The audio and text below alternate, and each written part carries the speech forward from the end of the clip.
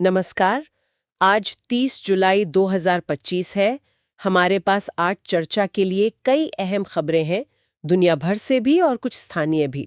इसमें कुछ दुखद घटनाएं हैं, कुछ आर्थिक फैसले हैं और हाँ, विज्ञान से जुड़ी एक दिलचस्प खोज भी। तो चलिए शुरू करते हैं और इन खबरों को थोड़ा गहराई से समझते हैं। पहली खबर न्यूयॉर्क से लेते हैं। मिडटाउन मैनहट्टन में 345 पार्क एवेन्यू ऑफिस टावर में एक गोलीबारी हुई है।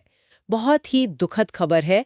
इसमें एक एनवाईपीडी अफसर दीदारुल इस्लाम समेत 4 लोगों की जान चली गई। हाँ, ये वाकई एक दहला देने वाली घटना है और जैसा कि हम देख रहे हैं न्यूयॉर्क पोस्ट और वॉल स्ट्रीट जर्नल जैसे स्रोतों में भी इसका जिक्र है। इस घटना ने न सिर्फ शोक पैदा किया है बल्कि वहाँ मतलब अमेरिका में बंदूक कानूनों पर फिर से एक तीखी बहस शुरू हो गई है। अच्छा। और साथ ही इस पर भी बात हो रही है कि ऐसी घटनाओं को कवर करते हुए मीडिया की क्या जिम्मेदारी होनी चाहिए। यानी घटना के बाद की प्रतिक्रियाएं भी उतनी ही अहम है। बिल्कुल। अच्छा, अब जरा भू राजनीति की तरफ देखें। अमेरिकी सीनेट में इजराइल को हथियार बेचने से रोकने के प्रस्ताव आए थे, वो बड़े अंतर से खारिज हो गए। हाँ, ये भी एक जरूरी डेवलपमेंट है और दिलचस्प बात यह है कि ये तब हुआ जब गाजा में मानवीय हालात जो काफी बिगड़े हुए हैं उसको देखते हुए डेमोक्रेटिक पार्टी के अंदर ही इन प्रस्तावों का समर्थन बढ़ रहा था। ओह अच्छा, मतलब पार्टी के अंदर ही मतभेद थे। हाँ, कुछ हद तक। तो ये दिखाता है कि अमेरिका की अपनी अंदरूनी राजनीति और उसकी विदेश नीति के बीच कैसे एक तरह का तनाव या खिंचाव चल रहा है। समझ गई। अंदरूनी दबाव के बावजूद विदेश नीति शायद वैसी ही रही। बिल्कुल। अब वैश्विक व्यापार की बात करें।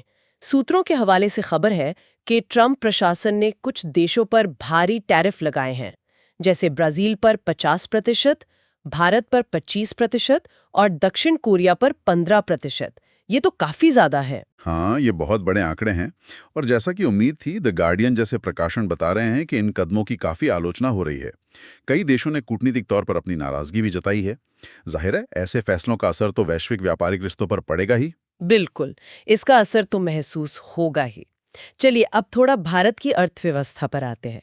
आज भारतीय रिजर्व बैंक मतलब आरबीआई 50,000 करोड़ रुपए की एक ओवरनाइट वीआरआर नीलामी कर रहा है। वीआरआर यानी वेरिएबल रेट रिवर्स रेपो।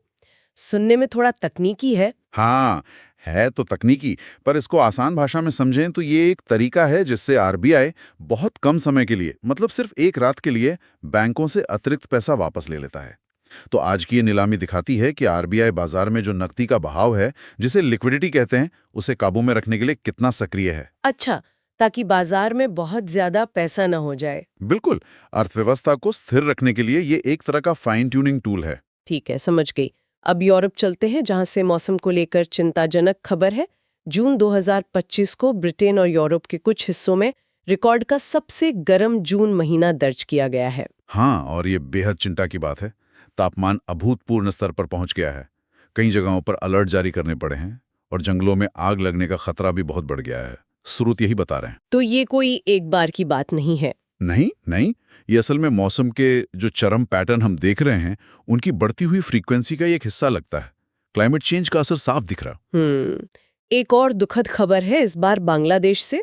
21 जुलाई को वहां वायुसेना का एक ट्रेनिंग जेट FT-7BGI ढाका के उत्तरा इलाके में एक कॉलेज कैंपस पर क्रैश हो गया। हाँ, ये एक बहुत ही भयानक हादसा था। शुरुआती रिपोर्ट्स जो आई हैं उनके मुताबिक कम से कम 31 लोगों की मौत हुई है और 50 से ज्यादा लोग घायल हैं। जमीन पर इतना नुकसान होना ये वाकई एक बड़ी त्रासदी है। बिल्कुल, बहुत ही दुखद।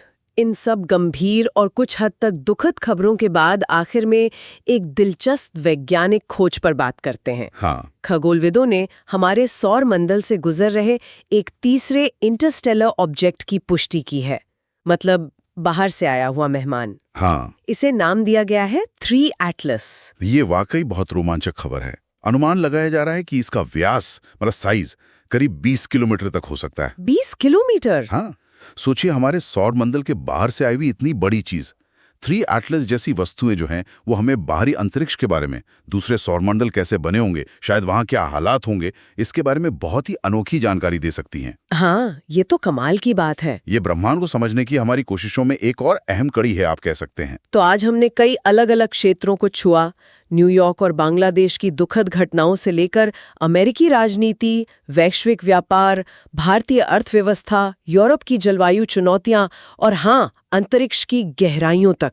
3I क्लास जैसे इंटरस्टेलर ऑब्जेक्ट का हमारे सौर मंडल में आना, ये हमारे अपने सौर मंडल की उत्पत्ति और ब्रह्मांड में हमारी जगह के बारे में हमारी समझ पर क्या नए सवाल खड़े करता है।